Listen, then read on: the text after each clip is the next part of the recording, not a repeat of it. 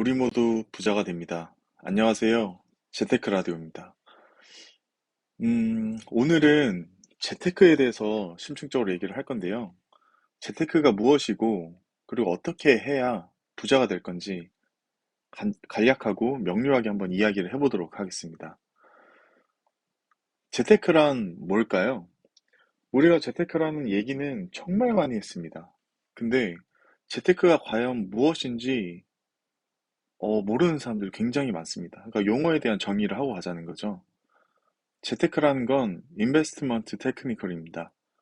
저희 유튜브 제목과도 똑같죠. 그러니까 투자 기술이라는 거예요.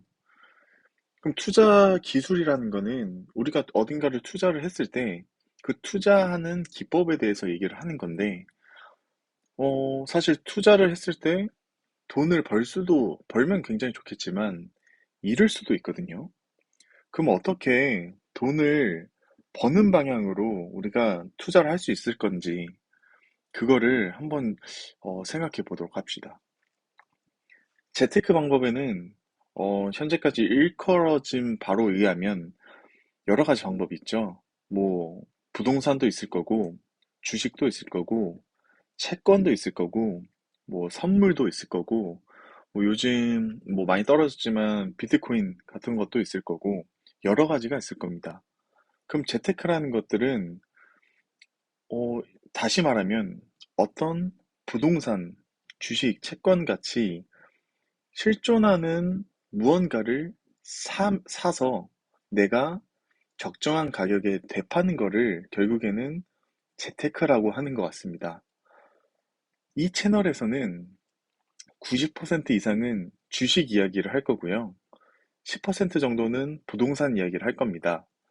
그 이유는 어, 부동산 같은 경우에는 제 생각이지만 기본적으로는 어느 정도 가격이나 특정 지표를 보고 매매를 해도 늦지 않다라고 생각을 하는데, 현재 시점에서 주식 같은 경우에는 괜찮은 가격대에 있는 주식들이 많다라고 판단이 되고, 또 매매를 하는데 가장 접근성이 쉽기 때문에 저도 그랬고, 보시는 분들도, 들으시는 분들도 쉽게 다가갈 수 있기 때문에 유튜브에서는 주식 이야기를 위주로 하겠습니다.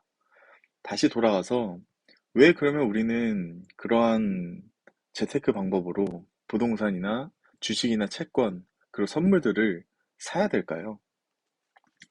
이들을 안 사도 사실 현금을 보유하고 있거나 혹은 은행에 요즘 뭐 금리도 많이 올랐기 때문에 이자를 쳐주는 데다 돈을 넣을 수도 있습니다.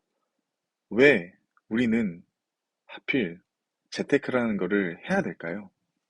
그 재테크에는 현금과 예금은 많이들 얘기는 하지는 않죠. 제가 어떤 책을 읽고 굉장히 설명드리기 괜찮은 비유를 하나 찾아왔거든요. 그걸 한번 얘기해 보도록 하겠습니다. 우리가 만약에 무인도에 있다라고 한번 가정을 해볼까요? 무인도에 있으면 아무것도 없죠.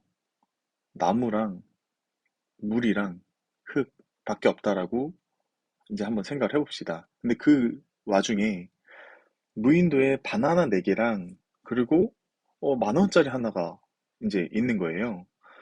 그러면은 우리가 사람이 한 2명 정도 있었을 때 이 바나나와 돈을 서로 상충시켜서 거래를 하려면 합리적인 방법으로는 내가 하나씩 산다라고 가정을 하면 10,000원이니까, 그리고 바나나가 4개니까 2,500원에 바나나 하나를 살 수 있단 말이에요. 그죠? 근데 무인도에 있다 보니까 땅을 팠어. 모래를 팠는데 10,000원짜리 하나가 더 나왔네. 10,000원이 하나여서 뭐 2,500원에 바나나 하나를 샀는데 10,000원짜리 하나 더 늘어서 그 무인도에 10,000원짜리가 2개가 됐다라고 한번 생각을 해봅시다. 그러면은 어떻게 되느냐? 원래 2,500원 주고 바나나를 하나 샀던 거를 5,000원 주고 바나나를 하나와 이제 거래가 될 수 있겠죠.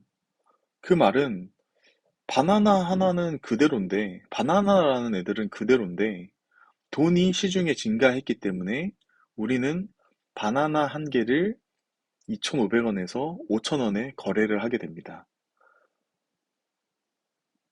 결국 돈의 흐름이 어떻게든 땅을 파서 돈이 나왔지만 돈의 흐름이 증가를 해서, 그리고 바나나라는 어떤 재화는 그대로 있기 때문에 바나나 하나를 2,500원에서 5,000원으로 주고 산 겁니다.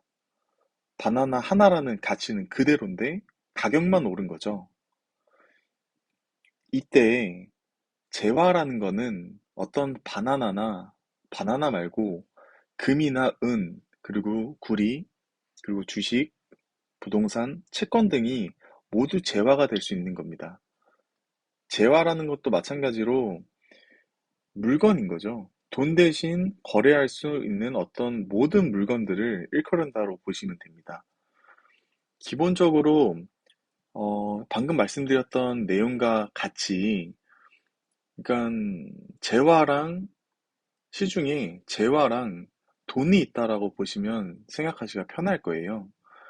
그러니까 재화는 어느 정도 그대로인데 돈이 너무 많이 시중에 풀려져 있으면 그 재화를 하나 사는데 더 많은 돈이 들 거다라는 게 기본적인 투자의 근간에 들어가는 겁니다.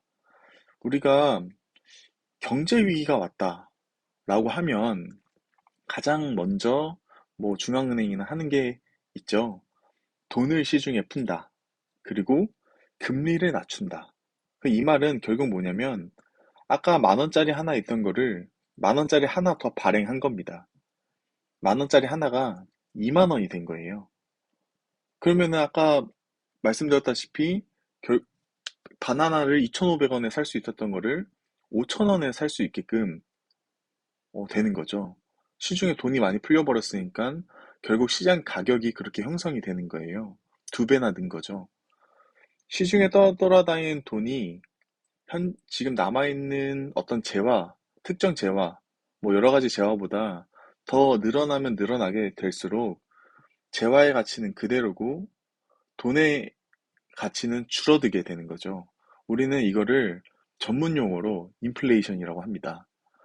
그러니까 요즘 굉장히 이슈가 많이 됐잖아요. 인플레이션. 그게 다 이 내용에 포함이 되어 있는 겁니다. 화폐는 무한정 발행을 할 수 있고 재화는 한정되어 있기 때문에 이런 인플레이션 현상이 발생이 될 수밖에 없는 겁니다. 이런 화폐 제도에서는.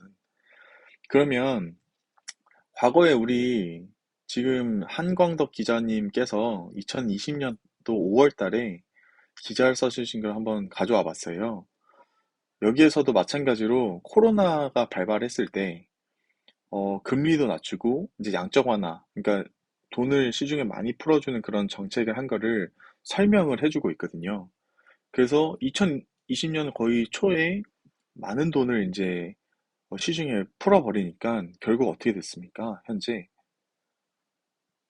영국 같은 경우에는 최악의 인플레, 10월달 CPI가, 그러니까 물가지수가 11.1%가 오른 거죠. 그러니까 바나나 하나 살 때 원래 만 원 주면 사던 거를 11,100원 이상 주고 거래를 하게 될 수밖에 없는 겁니다.